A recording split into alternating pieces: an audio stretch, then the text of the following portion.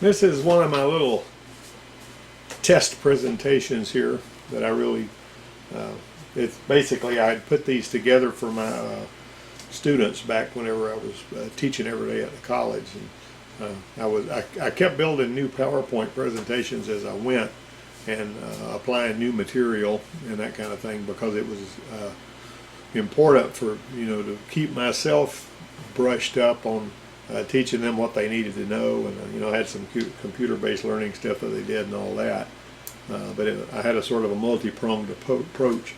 But this making these tests with about, then what we'll do is we'll go through this test, and then we'll go through the answers in the subsequent video, because I hadn't actually anyway, let's just start on this thing, and we'll see what we can do, and I'll come back and immediately release another video with the answers after this.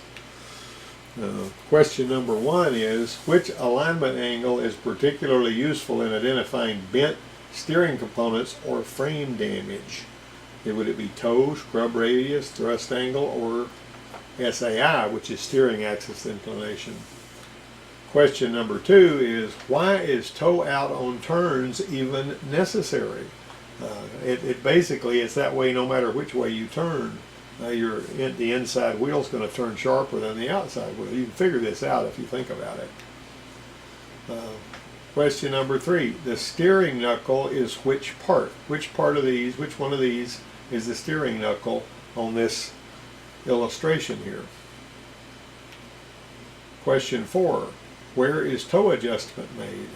A, B, C, or D? All right, identify the steering damper by number. And for a little bit of a bonus, you can talk about what the steering damper does and why it's there. Question 6, which of these suspension systems provides a lower center of gravity and a vehicle that is less likely to roll over?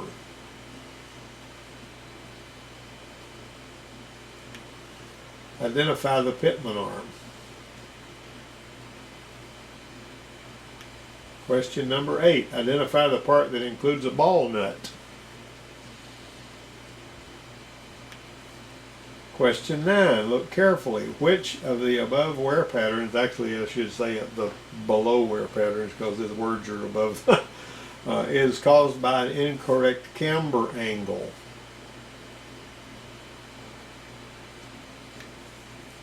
Which of these illustrates negative caster? Question 11, which one of these illustrates positive camber?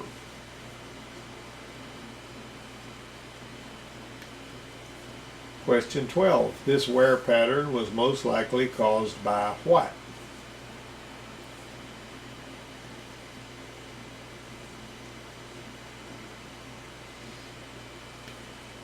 Question 13, what's the most likely cause of a roaring sound that goes away only when the car is swerved to the right? Question 14, what should be done to correct this problem?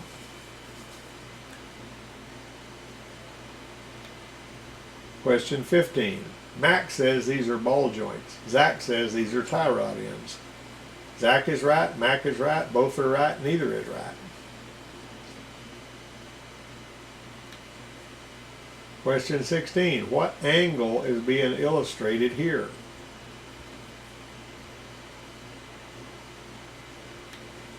Question 17, how do you adjust the angle shown here if it's not right?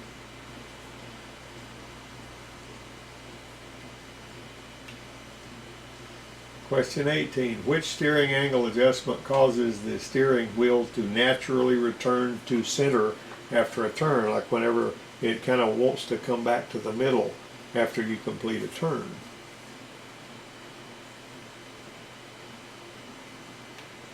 Question 19, if I add shims at point A, what will happen?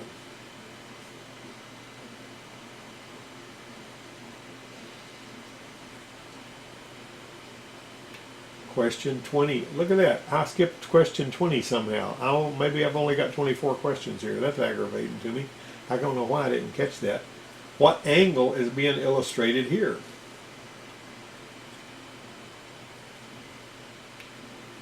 Question 22. Steering axis inclination runs from which point to which point on this kind of suspension?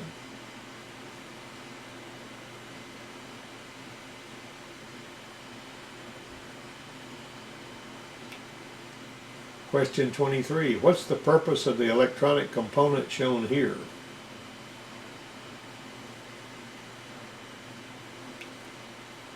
Question, look at that. See, where is this question 25? I jumped over question 24 too. I got my question numbers all messed up. I can't believe I did this. When was this tire made? And question 26, which is what this should be. Actually, I've got 25 questions, but I've got screwed up question numbers. So bear with me on that. Identify this tool.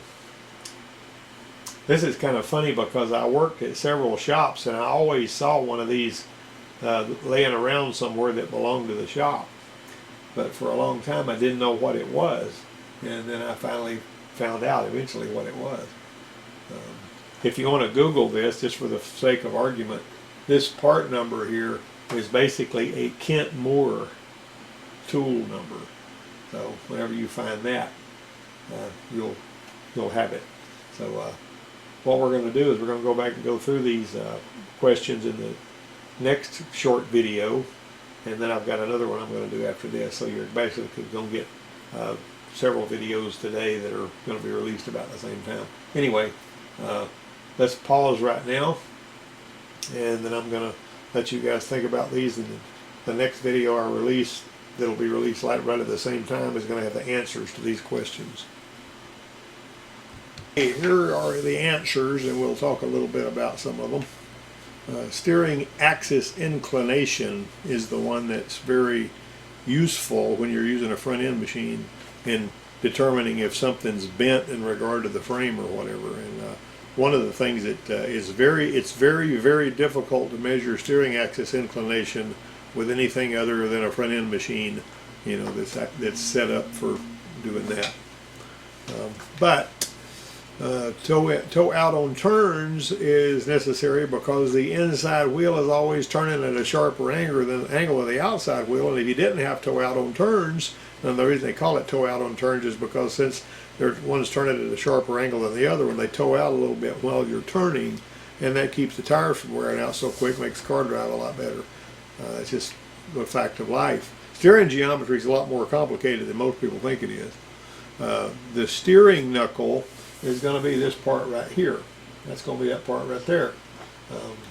The toe adjustment is obviously made over here on this upper tie rod. You might even notice that even on the front end machines that have adjustments photos for toe, most of them that I've seen anyway, I haven't seen all of them, they don't have a illustration for how to adjust toe because typically every toe adjustment is made using the tie rod. Question 5 is going to be the steering damper right here. The steering damper keeps it from shimmying. You'll see this on Jeeps, and Volkswagen Bugs used to have those. I'm talking about the older Bugs and all. And so when you have a tendency to go down the road and like on some of these four-wheel drive trucks and Jeeps and stuff, they'll begin to shimmy a little bit, and that steering damper immediately stops that from happening.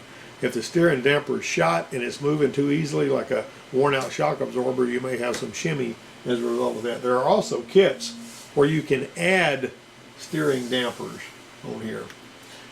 So which of these suspension systems provides a lower center of gravity? That would be the McPherson strut. Even on my Explorer, it's got struts that carry the weight of the body of the vehicle higher, like this right here, instead of it sitting on like a big box sitting on springs and all. You know, pickups typically are more prone to turn over, but even on mine, even though mine's got strut type suspension on it, they still are trying to make sure that you don't go too crazy, you know, all that. Identify the Pitman arm. That is actually the part that connects to the steering gear that turns the wheels, and there's a steering damper right there too, by the way, that you can see on that one. Identify the part that includes the ball nut. That's going to be the steering gear. that's going to be, this part right here has got the ball nut in it. I used to have my students take a steering gear apart and disassemble it and get all those balls out of there and then put them all back in there. They recirculate around that nut. And that's a really handy way to do that because it lasts a very long time. As you turn this and those balls move this nut back and forth, you know, that actually turns that part that the pitman arm connects to. There's a pitman arm there. Okay, look carefully. This one here, see how it's cone shaped? It's caused by incorrect camber angle. And this one here illustrates negative caster because the lower part of the angle is it's back like that instead of like this. So it's negative if it's like that. And some of your vehicles that did not have, typically if a vehicle didn't have power steering, they would have caster that was more negative than the ones that have power steering because it makes it easier to turn the wheel. All right. This right here is positive camber, so you know when your wheels are out at the top, that's positive camber. And this wear pattern is most likely to be caused by positive camber because this is the outside, that's the inside. And whenever it's worn like that, positive camber typically is what's going to be causing that kind of wear. The most likely cause of a roaring sound that goes away when the car is swerved to the right is a left front tire or wheel bearing because it loads the, I'm sorry, why did I say that? It's the right front tire because if I swerve to the right, I'm loading the left. And that takes the load off the right. I put the wrong answer there myself and I do apologize for that. But when you swerve, you're going to be loading the one on the opposite side from the direction you're swerving. And sometimes when I'm typing, my fingers just type words that I didn't even need to type. Now what should be done to correct this? Replace or reseal the steering rack. Okay? And then to do that, you know, you got to take all that out of there and you got to put I've resealed those steering racks. It's really annoying to do, but most of the time nowadays people just replace the steering rack. Mac says these are ball joints. Zach says these are tie rod ends. Well, Zach is right. But technically these are ball joints, but if you go in there asking for a ball joint, you're not going to get a tie rod end. They're going to give you the ball joint where the steering axis swings on. So the ball joints would be here. See, that's what they're going to do. The angle of being steering axis inclination is the configuration from here to there. That angle is your steering axis inclination angle. And that's an angle that you absolutely cannot adjust. It's a non-adjustable angle. And which steering angle adjustment causes it to return? Caster is the one that makes it return to the center because whenever you turn the wheel, it raises the vehicle up a little bit. And then when you turn the wheel the other way, it goes down and then it raises it up again. And when it's at the center, it's at its lowest point. And so gravity makes it have a tendency to come back to the middle. And the caster is what causes it to do that. Caster is kind of difficult to measure too. You can use a tape measure to measure toe, and you can use a carpenter level to measure, if you do it right, to measure camber. But measuring caster requires you to turn the wheels back and forth before you can get a caster reading. And there's tools to do that too. You know, those magnet tools with the bubbles on them that you put on the hub and all that, but they're still expensive. If I add shims at point A, what will happen? Well, this is a little confusing because sometimes this is outside the frame and sometimes it's inside the frame. But on this one, if you add shims right there, what's it going to do? It's going to cause that to go in, which is going to cause that to go forward, which is going to cause the caster to become more negative. And that's something you always have to think about real carefully, you know. Question 21, this is caster illustration because from straight vertical, you know, you're actually, the caster angle is going to be, and like I say, the farther, if you get that caster angle too far, you have trouble. If you get it too straight, you have trouble. So it's got to be, you know, pretty much right. This, though, is the least likely angle that to cause tire wear.